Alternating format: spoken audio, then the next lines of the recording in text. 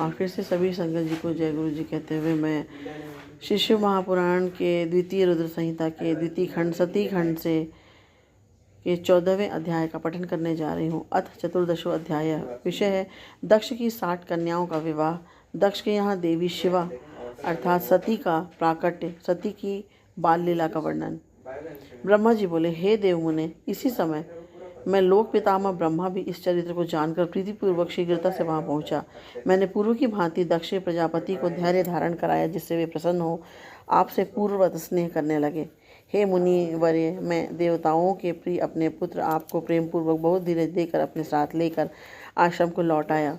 तदनंतर दक्ष प्रजापति ने मेरी आज्ञा से अपनी स्त्री में 60 सौभाग्यवती कन्याओं को उत्पन्न किया। दक्ष ने आलस्य से रहित होकर उन कन्याओं का विवाह धर्माधिकों के साथ जिस प्रकार किया उसे प्रीतिपूर्वक सुनिए। हे मुनीश्वर, उसको मैं कह रहा हूँ। हे मुनि, दक्ष ने 10 कन्याएं धर्म को, 13 कश्यप मुनि को, 27 कन्याएं चंद्रमा को विधि पूर्वक दी, 2 कन्याएं अंगीरा और कृशाश्व को और अन्य कन्याएं ताक्ष को दी, जिनकी प्रसूति परंपरा से यह समस्त जगत व्याप्त है। विस्तार के भय से मैं उनका वर्णन नहीं कर रहा हूँ। कुछ लोग शिवा को इन कन्याओं से ज्येष्ठ कहते हैं, कोई मध्यम कहते हैं और कोई सबसे छोटी मानते हैं, किंतु कल्प भेद से ये तीनों ही सही हैं।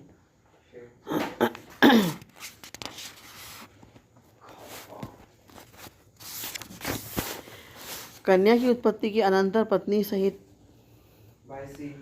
दक्ष प्रजापति ने अत्यंत प्रेम से अपने मन में जगदम्बा का ध्यान किया। उन्होंने गदगद स्वर से प्रेम पूर्वक विनय पूर्वक होकर हाथ जोड़कर बार बार नमस्कार करके उनकी स्तुति की।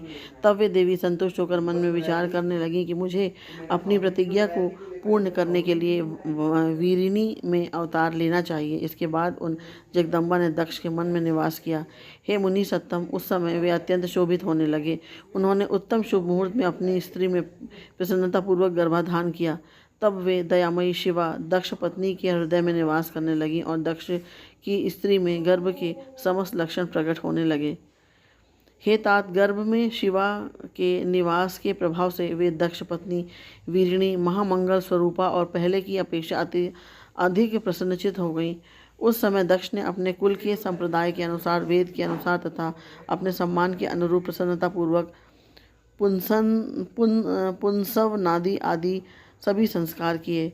उन पुंसव नादि कर्मों में महान उत्सव हुआ।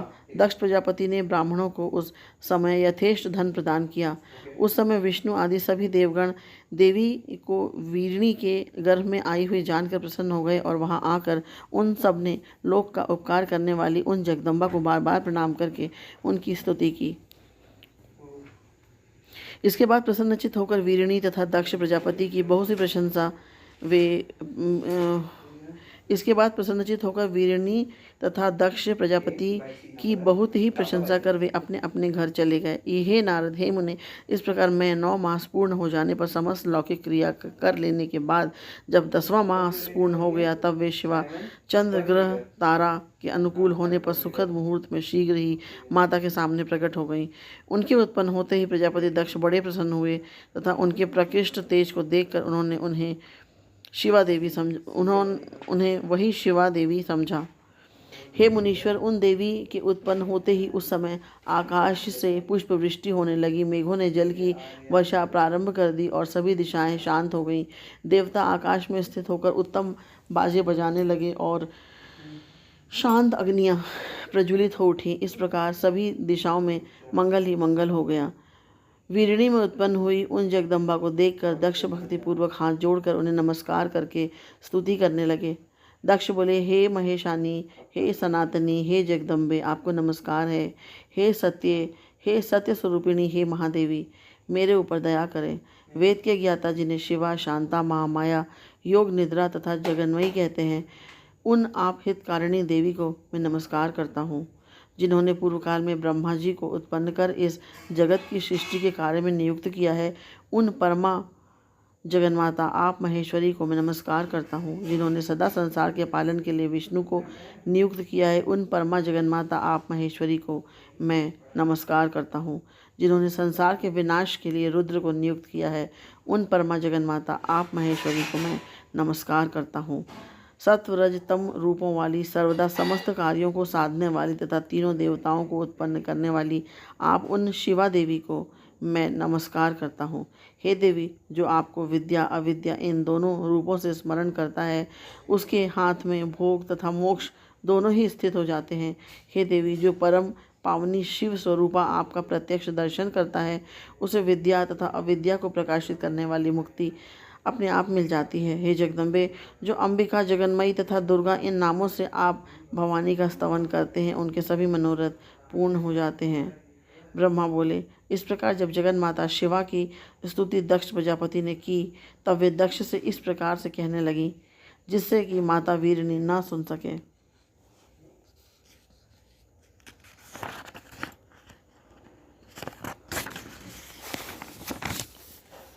नाना प्रकार के रूपों को धारण करने वाली उन परमेश्वरी शिवा ने सबको मोहित करके इस प्रकार सत्य कहा कि उसे केवल दक्ष ही सुन सके, अन्य कोई नहीं। देवी बोली, हे प्रजापति, आपने मुझे पुत्री रूप से प्राप्त करने हेतु पहले मेरी आराधना की थी, वह आपका अभीष्ट पूरा हुआ। अब आप पुनः तपस्या कीजिए। ब्रह्मा जी बोले, इस प्रकार दक्ष से कहकर वे देवी अपने माया से शिव का रूप धारण कर माता के पास रोने लगी। उस रोदन को सुनकर और उसे स्त्री का शब्द जानकर स्त्रियां तथा समस्त दासियां भी आश्चर्यचकित हो प्रीतिपूर्वक वहां गईं।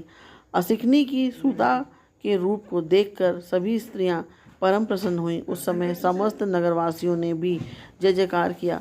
नगर में गाने बजाने के साथ महान उत्सव होने लगे। पुत्री का सुंदर मुख देखकर असिकनी तथा दक्ष परम प्रसन्न हुए। दक्ष प्रजापति ने विधि पूर्वक वेद विहित कुलाचार किया और ब्राह्मणों को दान दिया तथा अन्य लोगों को भी बहुत सा धन दिया। जहाँ सभी और मंगलाचार पूर्वक गायन तथा नृत्य होने लगा और अनेक प्रकार के बाजे बजने लगे। शिवा के जन्म के समय विष्णु आदि सभी देवगण अपने अपने अनुचरों तथा मुनियों के साथ आकर यथाविधि अनेक उत्सव करने लगे। दक्ष कन्या के रूप में अवतरित हुई उन परमेश्वरी जगदम्बा को देखकर देवताओं ने विनयपूर्वक उन्हें प्रणाम किया और अनेक प्रकार से उत्तम स्तोत्रों द्वारा उनकी स्तुति की।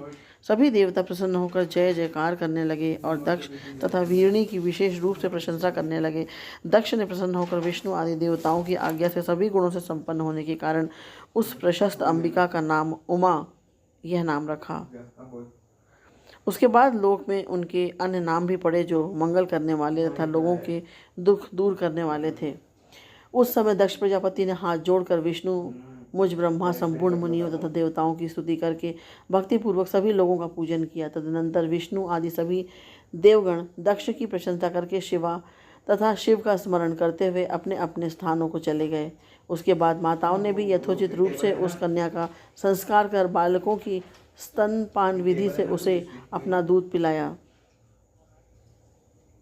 महात्मा प्रजापति दक्ष तथा वीरणी ने बड़ी सावधानी के साथ उस कन्या का लालन पालन किया, जिससे वह शुक्ल पक्ष के चंद्रमा की कला के समान प्रतिदिन बढ़ने लगी। हे द्विज श्रेष्ठ, उस कन्या में बाल्यकाल में ही सभी सद्गुण प्रविष्ट हो गए, जैसे चंद्रमा में सभी मनोहर कलाएं अपने आप आ जाती हैं। जब वह सखियों के बीच में जाकर अपने भाव में मग्न होती थी, तब प्रतिदिन शंकर जी की प्रतिमा का बार बार निर्माण करती थी। जब वह शिवा बालोचित गाने गाती तो वह काम पर शासन करने वाले हर, रुद्र तथा स्थाणु का गाने के बहाने स्मरण करती थी। दक्ष प्रजापति तथा वीरणी का स्नेह दिन प्रतिदिन उस कन्या पर बढ़ता ही गया। यद्यपि वह बालिका थी, फिर भी वह अपने माता पिता में बड़ी भक्ति रखती थी। सभी बालोचित गुणों से परिपूर्ण वह उमा देवी अपने घर के सभी कार्यों को निपुणता से संपन्न कर प्रतिदिन अपने माता पिता को संतुष्ट करने लगी। इति श्री शिव महापुराणे द्वितीयायां रुद्र संहितायां द्वितीय सती खंडे सती जन्म बाल लीला वर्णनम नाम चतुर्दशोध्याय। इस प्रकार श्री शिव महापुराण के अंतर्गत द्वितीय रुद्र संहिता के द्वितीय सती खंड में सती जन्म एवं बाल लीला का वर्णन नामक 14वां अध्याय पूर्ण हुआ।